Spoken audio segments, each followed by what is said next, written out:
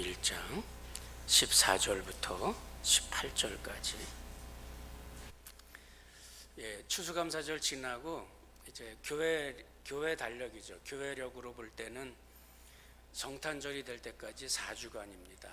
그 주간을 대강절이다, 주님의 오시는 시간을 기다리는 그런 시간이다, 이렇게 해서 4주간을 지키게 됩니다. 그래서 아마 이제 교회는 아마 그때 이제 이번 주서부터는 주로 성탄절 메시지를 전하고 또 그 의미에 대해서 전하고 아마 이러는 시간이 되고, 또 연말 연시가 되고 이래서 사회 전체가 성탄절의 어떤 의미라기보다는 어떤 그런 세속적인 그런 의미들이죠. 그러니까 한 해를 보내고 또 한 해를 맞이하고, 그러면서 선물을 주고받고 또 마음을 서로 나누고 한 해 동안 하지 못했던 이웃도 좀 챙기고, 이런 일들을 이제 그 시간에 좀 하게 되잖아요. 그래서 성탄절의 그 어떤 경건한 의미보다는 연말연시라고 하는 사회적인 분위기 때문에 조금은 경건한 것보다는 어떤 의미에서는 축제의 분위기로 이렇게 시간을 많이 지나게 됩니다. 크리스마스가 되고 성탄절이 되면은 주로 생각나는 크리스마스 추리를 만든다든지 또는 크리스마스 카드를 보낸다든지, 어린아이들은 산타클로스 동화를 서로 이야기를 하고 또 캐롤을 부르고, 이런 여러 가지, 사실은 다 성경적인 것은 아닙니다. 성경에서 나온 것은 아니고 어떤 배경으로는 이교적인 배경들도 있고, 또 어떤 것은 어떤 지역에 국한된 어떤 그런 풍습도 있고 이렇게 한데, 그런데 이제 성탄절에 주로 그런 일들이 먼저 많이 이제 화두가 되기도 합니다.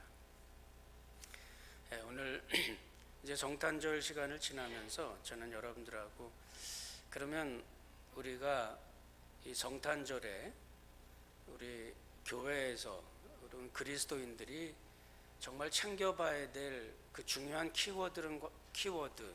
그것들은 과연 뭘까? 이런 것들을 한번 생각해보고, 4주간이니까 여러 가지 주제들이 있습니다만은 성탄절과 관련해서 제일 첫 번째로는 계시라는 것에 대해서, 두 번째는 약속이라는 것에 대해서, 세 번째는 복음이라는 것, 그 다음에 임마누엘 하나님께서 우리와 동행하신다는 이 네 가지 중요한 키워드들이 있거든요. 성탄절과 관계해서. 그거를 우리가 한번 돌아보고 거기에 관련해서 성탄의 의미를 한 번 더 되새겨보는 그런 시간이 되면 좋겠다 생각이 들었습니다. 그래서 오늘은 첫 번째로 계시에 대해서 한번 생각을 해보도록 하지요. 저는 이 계시라고 하는 말, 계시라는 말은 하나님께서 우리들에게 하나님의 모습을 보여주신 것을 말하는 거거든요. 이것을 계시라고 말하는데, 때로는 구약 시대에는 하나님께서 직접 보여주신 때도 있었고, 직접 말씀하신 때도 있었고, 또 직접 글을 기록하신 때도 있었고, 때로는 직접 제단의 불을, 물에 젖은 제단의 불을 태운다든지, 이런 여러 가지 직접적으로 하나님께서 자신의 모습을 보여주신 그런 경우들이 있었는데, 이제 신약 시대에는 성경 말씀을 통해서 계시가 완성이 됐다고 우리는 그렇게 생각을 합니다.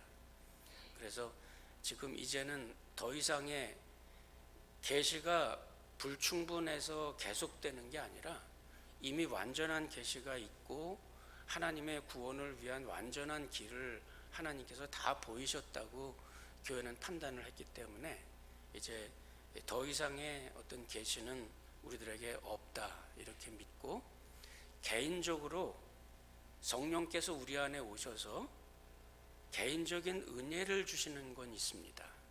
이것을 성령의 조명이다 이렇게 얘기하는데, 성령께서 지금 우리 안에 내주하시면서 말씀을 깨닫게 하시고 말씀의 빛을 우리들에게 보여주시고, 이런 것이 이제 어떤 면에선 하나님께서 우리들에게 자신을 계시하는 그 연장선상이긴 하지만은 하나님 직접 나타나셔서 보여주셨던 그런 계시는 예수님으로 이제 완성이 되고 끝났다, 이렇게 우리는 그렇게 생각하고 또 그렇게 믿습니다. 그러니까 이제 우리가 중요하게 생각해야 될 것은 예수님은 하나님께서 우리들에게 자신의 모습을 보여주시는 그런 가장 완전하고 완벽한 그런 계시로 오신 분입니다. 그러니까 하나님은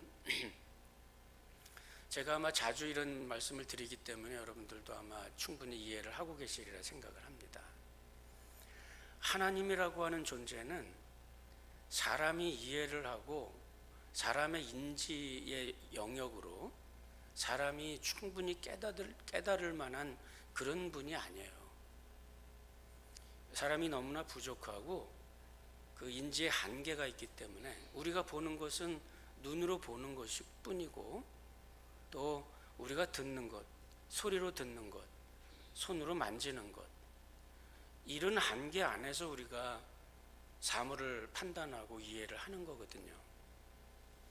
그런데 하나님은 그러한 우리들의 오감으로 또는 우리들의 이성으로 깨닫는 것은 하나님에 관한 아주 극히 적은 것이고 아주 부족한 것입니다. 하나님은 훨씬 더 크신 분이고 훨씬 더 오묘한 분이에요. 우리의 인지의 한계가 있기 때문에 우리가 하나님에 대해서 잘 알지도 못할 뿐만 아니라 더 중요한 건 뭐냐면, 우리가 사람이 죄를 짓고 나서는 하나님으로부터 분리가 됐어요. 우리 잘 아는 대로 에덴 동산에서 아담과 하와가 죄를 범하고 하나님으로부터 분리가 되잖아요. 그러고 나서는 하나님으로부터 완전히 단절이 되어 있기 때문에 사람은 하나님을 알 방법이 없습니다. 아주 지극히 작은 우리들의 인지의 영역에 있는 그 작은 우리들의 오감과 이성 가지고도 하나님을 알 수가 없어요. 하나님은 이제 우리에게 단절이 됐기 때문에, 죄 때문에 우리가 하나님과 단절되었기 때문에 하나님을 알 수 있는 방법은 우리에게 없습니다. 남아있는 것은 뭐냐면, 우리가 하나님의 형상으로 지음받은 사람이기 때문에 우리들의 마음의 본성으로 하나님을 추구하는 마음은 있어요. 사람들에게 예수를 믿지 않는 사람이든 믿는 사람이든 본성적으로 신을 추구하는 마음이 있어요. 또 어떤 때는 진리를 추구하는 마음, 동서양을 막론하고 이건 다 있습니다. 그래서 루이스 벌커프 같은 신학자는 이 세상 전체에 언어가 없는 부족은 있어도 종교가 없는 부족은 없다, 이렇게 얘기를 합니다. 왜 그러냐면, 아무리 문화가 없다 그래도, 언어가 없고 문자가 없고 아무리 저급한 문화를 갖고 있다 하더라도 마음속에 신을 추구하는 종교심은 언제나 있는 겁니다. 이것이 우리가 말하는 믿음은 아니에요. 우리가 사람이 하나님을 찾는 것, 이것은 어떤 경우는 미신 종교, 하나님을 다른 어떤 신으로 바꾸어서 이렇게 생각해 보는 미신 종교가 있거나, 또는 도덕을 수행하고 또는 경건을 수행하고 금욕을 수행하고 이렇게 하면서 뭔가 자기의 득도를 한다 그러죠. 뭔가 자기의 어떤 수행을 통해서 진리를 깨달아 보려고 하는 그런 노력들은 있어요. 수행 종교입니다. 그러니까 미신 종교나 수행 종교가 갖고 있는, 우리 사람으로부터 출발해서 스스로 뭔가를 찾아보려고 하는 이것은 허상이에요. 그러니까 우리가 만들어낸 신의 관념이라는 겁니다. 실제로 하나님의 모습이 아니라 사람이 스스로의 생각으로 만들어낸 종교들입니다. 그렇기 때문에 우리들이 하나님을 추구하는 이것이 완성이 되기 위해서는 계시가 있어야 돼요. 하나님의 존재가 우리들에게 하나님의 모습을 알려주지 않으면 사람은 하나님을 알 방법이 없습니다. 아무리 노력을 한다 해도 수행을 하고 미신을 섬기고 아무리 노력을 하고 어쩌고 해도 사람의 능력으로는 영생의 어떠한 그 존재, 영의 존재를 깨달을 수는 없어요. 육으로 난 것은 육이고 영으로 난 것은 영이다. 아무리 수행을 해도 육의 존재가 영의 존재가 될 수가 없어요. 이게 성경의 견해입니다. 이것이 성경이 인간을 바라보는 인간론이에요. 성경의 인간론. 사람은 죄로 말미암아 타락했기 때문에 노력은 할 수 있지만 그 노력으로 하나님을 얻을 수 없어요.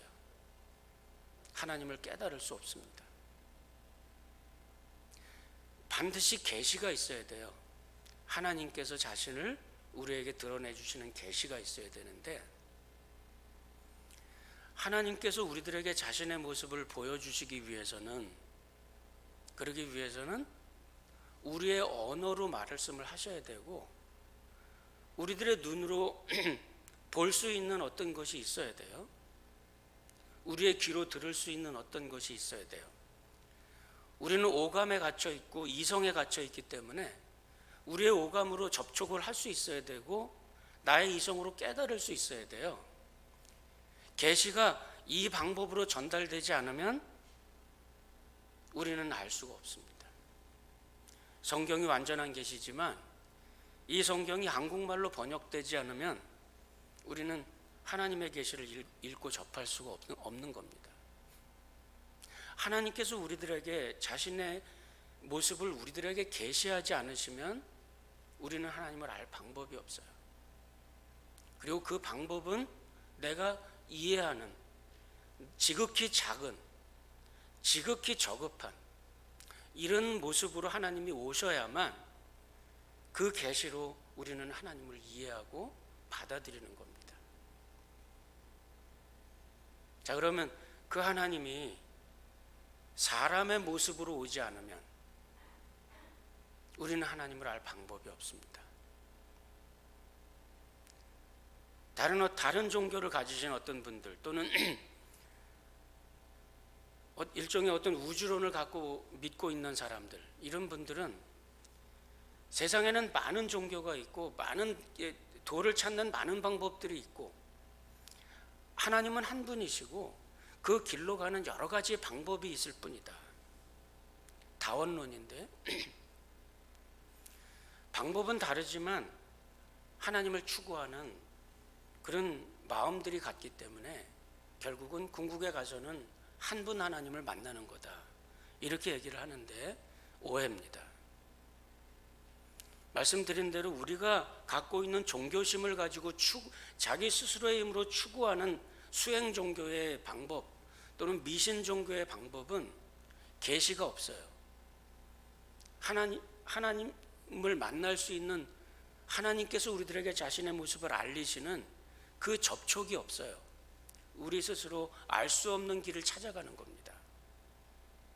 사도 바울이 아레오보가 광정에서 사람들에게 내가 너희들 중에 알 수 없는 신에게라는 그런 문구도 보았는데 내가 너희들에게 알게 하겠다. 알 수 없는 것을 추구하는 겁니다. 알 수 없는 길을 가는 거예요. 그리고 결국은 성취할 수 없는 겁니다. 계시가 없기 때문에 그래요. 하나님께서 우리들에게 하나님의 모습을 알리시는 그 방법은 하나님이 사람의 말로 이야기하셔야 되고 사람의 모습으로 오셔야지, 그러지 않으면 우리는 하나님을 알 방법이 없습니다. 그 하나님께서 사람의 몸을 입으시고 이 땅에 오신 분, 그분이 바로 예수 그리스도예요. 그래서 예수 외에는, 예수님 요한복음 14장에 말씀하신 대로 내가 곧 길이요 진리요 생명이니 나로 말미암지 않고는 아버지께로 올 자가 없느니라. 그 말씀이 사실입니다. 예수님이 하나님의 모습을 보이신 분이기 때문에 골로새서의 말씀대로 그는 보이지 아니하는 하나님의 형상이라고 그랬거든요. 보이지 아니하는 그 하나님의 형상으로, 우리가 볼 수 있는 형상으로 이 땅에 존재하셨던 분. 그래서 예수님의 오신 것이 은혜고, 그래서 예수님의 오신 것이 우리들에게는 더할 나위 없는 하나님의 선물이라는 겁니다. 그 방법이 없이는 안 돼요. 자, 그런데 하나님께서 사람이 되셨다. 동방 박사들은 왕이 나셨다는 계시를 받고 그들이 헤롯 궁정을 찾아갔습니다. 왕이니까 왕궁에서 나지 않겠느냐. 만약에 예수님이 왕궁에서 태어났으면 그러면 귀한 걸까요? 천만에요. 이 세상의 어느 곳이든 하나님이 인간이 되셨다는 것은 그야말로 똥물을 뒤집어 쓴 거나 마찬가지입니다.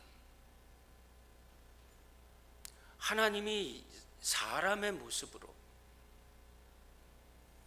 만약에 우리가 집에서 키우는 돼지가 돼지 그 더러운 구덩이에서 그냥 엉망진창으로 있다고 합시다. 그 돼지에게 뭔가를 말을 하고 싶으면 돼지가 돼서 그 우리에 들어가지 않으면 내 마음을 전달할 방법이 없는 거 아니에요. 그 구덩이에 똥물을 뒤집어 쓰고 진창이 돼서 들어가야 소통할 수 있는 거 아니에요? 이 세상에 궁궐에서 무슨 금붙이로 그냥 온통 뒤집어 썼다 그래도 그것이 하나님의 영광이겠습니까? 이 세상에 오신 하나님, 그는 본래 하나님의 영광 가운데 계시다가 낮고 천한 이 땅에 그 글자 그대로 그렇습니다. 우리가 이 세상을 살아가는 모습, 때로는 굉장히 누추해 보일 때도 있어요. 때로는 좀 좋아 보일 때도 있습니다. 내가 다른 사람들보다 좋은 위치에 있어요. 그러면 내가 하나님의 영광을 드러낸 걸까요? 우리 어렸을 적에 종종 부모님들에게 학교에서 공부 잘해야지, 네가 1등이 돼서 내가 예수를 믿는 사람이다 이렇게 얘기하면 그렇게 해서 하나님의 영광을 드러내야 될 거 아니냐. 우리가 어린아이들에게 가장 잘못 가르친 것 중에 하나예요. 그게 무슨 하나님의 영광입니까? 우리가 그냥 명품을 잔뜩 걸치고 나갔으면 하나님의 영광이에요? 그럴 수 없죠. 하나님의 영광 그거 아니죠. 우리가 이 세상에서 온갖 좋은 것을 다 한다 그렇다 한들 그것이 하나님의 영광은 아니지요. 때로는 누추해 보여도 거기에 하나님의 영광이 있었고, 가장 누추한 마구간에서 태어난 아기에게 하나님의 영광이 있었어요. 가장 더러워 보이는 십자가 형틀에 하나님의 영광이 가장 크게 빛이 났어요. 우리가 이 세상에서 살아가는 모습들, 그걸 가지고 하나님의 영광을 거기다 비교할 수는 없는 겁니다. 최근에 그런 소식들을 들었어요. 어느 지역에 갑자기 생활이 어려워지면서 한인타운이 그냥 노숙자들로 꽉 차. 뭐 요즘 사회 환경에서 노숙자 되는 거, 이건 뭐 갑자기 들이닥치는 어떤 환경이 됐을 때 할 수 없는 거 아니에요? 그렇게 되고 싶어서 그렇게 되는 건 아닙니다. 그러면 그런 남루한 모습은 하나님이 관심이 없고, 우리가 좋은 옷 입고 다니고 좋은 집에 있으면 하나님의 영광이 거기에 있어요? 그렇진 않죠. 하나님께서 이 땅에 오셨을 때 이 땅의 어느 곳이든 간에 하나님으로서는 가장 큰 수치를 겪은 겁니다. 성탄은 그 뜻이에요. 하나님이 그 모습으로 이 땅에 오지 않으면 우리들에게 말씀하실 수 없고, 하나님께서 이 사람의 이 몸을 입고 오지 않으셨으면 우리와 함께 계시다고 하는 것을 우리가 경험하지도 못하고 이해할 수도 없는 거예요. 하나님께서 이 땅에 오셨다. 이것이 계십니다.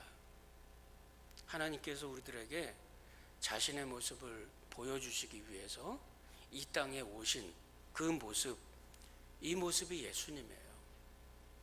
그러니까 예수밖에는 방법이 없고 예수밖에는 다른 길이 없습니다.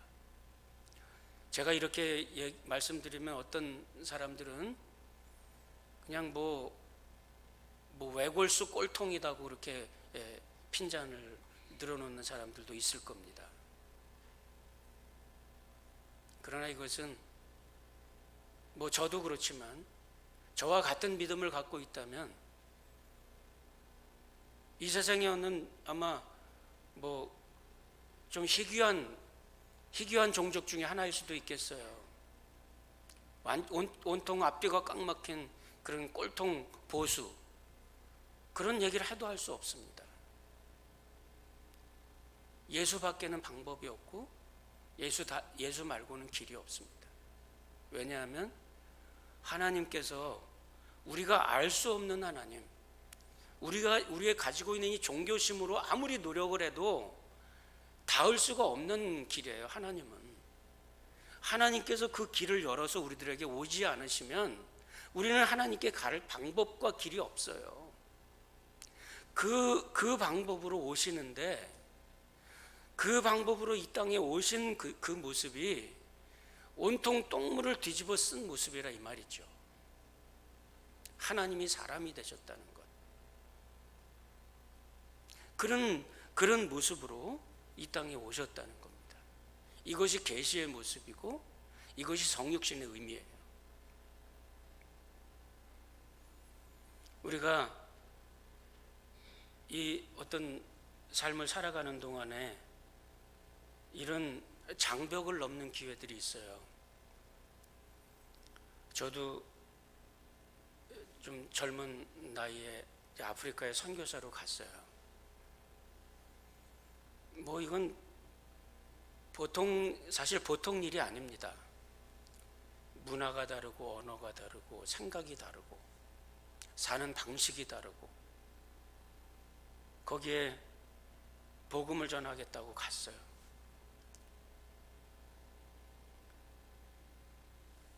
거기서 만약에 제가 무슨 고귀한 척하고 뭐 잘난 척하고 뭐 돈 많은 척하고 이렇게 하면은 아프리카 부족들 사회 속에서 복음 전하는 거 어렵습니다. 완전히 낮춰야 돼요. 마음을 낮춰야 됩니다. 그런데 나중에 철이 들은 거죠. 나중에 철이 들고 나서 깨달은 게 있어요. 그거는 우리가 다른 문화를 가지고 있었다는 거지 그들과 나은 게 조금도 없어요. 낫지 않습니다. 제가 가장 많이 느꼈던 게 언제냐면, 거기 그 현지인들은 이제 커뮤니티 미팅이라는 걸 자주 합니다. 그 미팅이 하부 조직서부터 상부 조직까지 아주 굉장히 디테일하게 조직들이 되어 있는데, 그것이 어떤 정부의 조직이 아니라 그분들 스스로 갖고 있는 그런 어떤 조직 체계가 있습니다. 무슨 일이 생기면, 동네에서 무슨 일이 생기면 모입니다. 커뮤니티 미팅을 해요. 작은 모임도 있고, 이것이 확대되면 큰 모임도 있습니다. 그 안에서 재판도 하고, 그 안에서 항소도 하고, 그 안에서 해결도 하고, 그 안에서 타협도 하고. 특징은 뭐냐면 굉장히 말을 많이 해요. 긴 시간 동안 이야기를 합니다.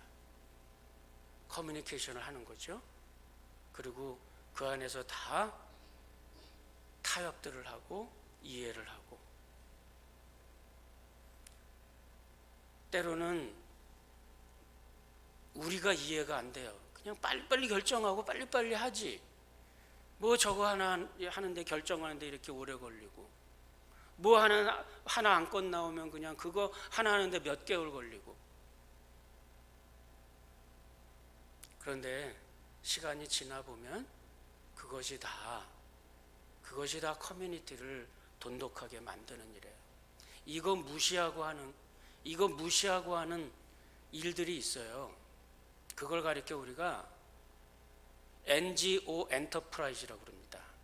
좋지 않은 말이에요. NGO 엔터프라이즈라는 게 뭐냐면, 어느 지역에 갔어요. 리서치를 쭉 합니다. 팀들이 들어가 가지고 여기에 필요한 게 뭐고 여기에 필요한 게 뭘까. 이 동네는 지금 물이 필요한데, 물이 저쪽에서 흘러가는 물이 있으니까 지류를 이쪽으로 틀어서 이쪽에 물을 대면 그러면 된다.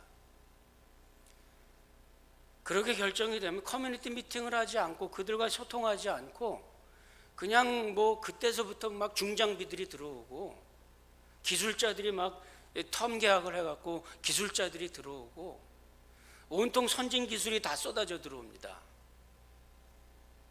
물을 내요. 물을 꺾어가지고 그 엄청난 돈을 들여서 그 토목공사를 해가지고 물이 지나가게 만들어줬습니다. 그거 몇 개월이면 말려버립니다. 그렇게 하면서 수도 없는 돈을 쏟아부어요. 여기서는 그냥 그 아프리카의 그 빈민촌에 물길을 낸다는 말로 온통 홍보를 하고 광고를 쏟아내고, 배우까지 나서서 막 광고를 하고, 수만 금의 이 돈들이 순식간에 모이고, 그거 가지고 그 텀 계약을 해가지고 엔지니어들이 가면, 병원 의사들이 가면, 온갖 그냥 고급 인력들을 다 거기다가 상응하는 그런 급료들을 다 주고, 물 하나 내고 돌아가면 그냥 말라버립니다. 이게 NGO 엔터프라이즈예요. 여기에 이 동네에 깨끗한 물이 필요한데 어디에도 물 근원이 없어요. 우물을 하나 만듭시다.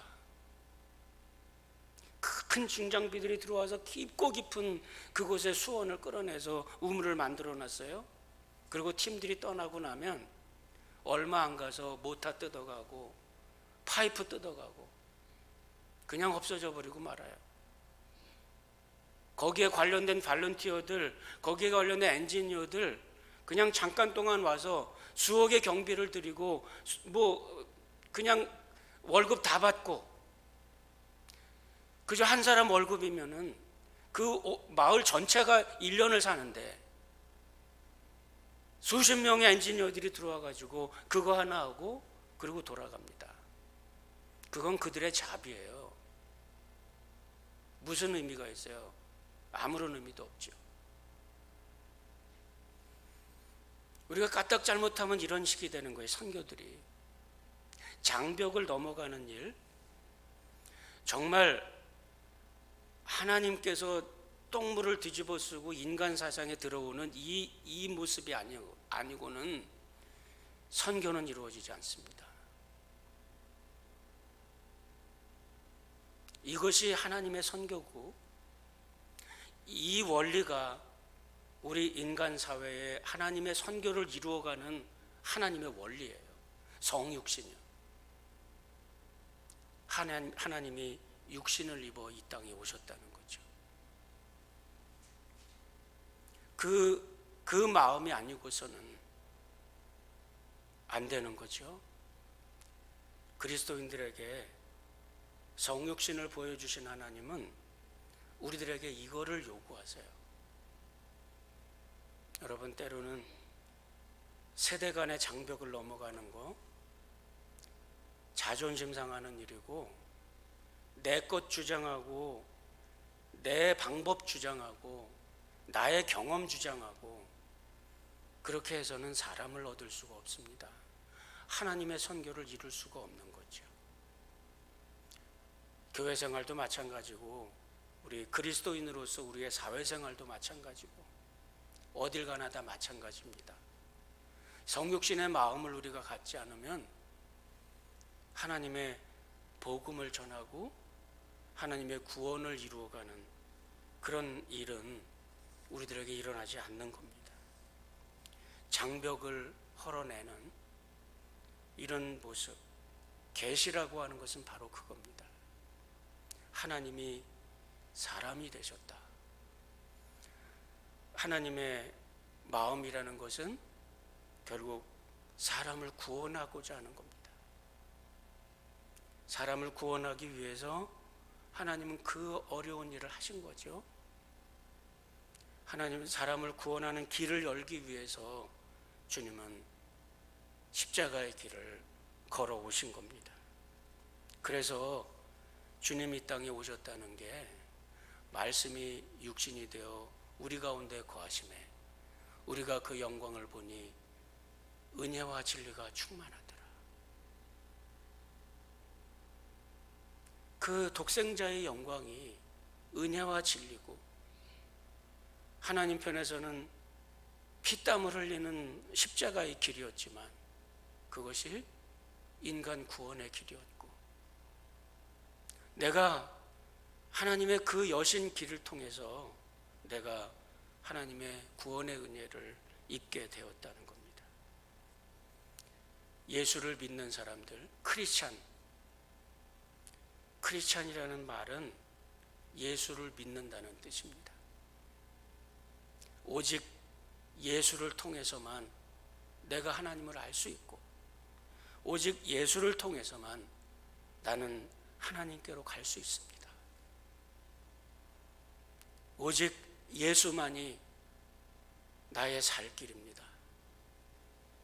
오직 예수의 그 십자가의 길을 내가 배워가겠고, 오직 그것이 성도의 길인 것, 크리스찬의 길, 예수께서 걸어가신 길, 우리는 그걸 믿는 사람들이에요. 성탄의 첫 번째 메시지는 결국은 하나님이 땅에 자신을 계시하기 위해 이 땅에 오시는데 그 수치를 겪으면서 오셔야만 했다는 것, 결국은 그 마음으로 하나님의 선교가 미시오 데이라고 그럽니다. 하나님의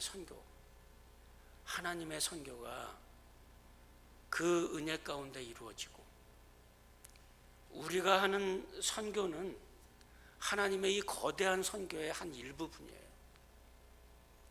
그 하나님의 큰 선교가 성육신으로 이루어지잖아요. 그리고 우리들에게 요구하는 것이 바로 그러한 삶의 모습인 겁니다. 거기에 영광이 있어요. 거기에 하나님의 영광이 있습니다. 우리가 잘 돼서가 아니고, 잘 입어서가 아니고, 좋은 학벌을 가져서가 아닙니다. 세상에서 좋은 위치, 이런 출세를 해서가 아니라 하나님의 방법으로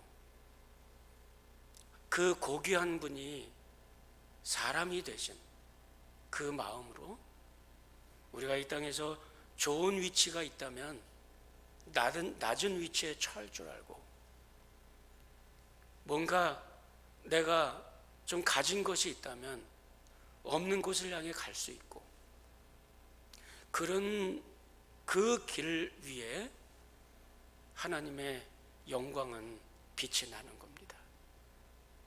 성탄은 우리들에게 그런 메시지를 줍니다. 저와 여러분들의 생활 속에서 하나님의 이 성육신의 빛, 하나님의 은혜와 진리, 이것이 여러분들의 삶에 낮은 곳을 찾아가는 여러분들의 삶 속에서 경험되어지고, 그 고귀한 하나님의 모습이 여러분들을 통해 드러날 수 있기를 바랍니다. 기도합시다.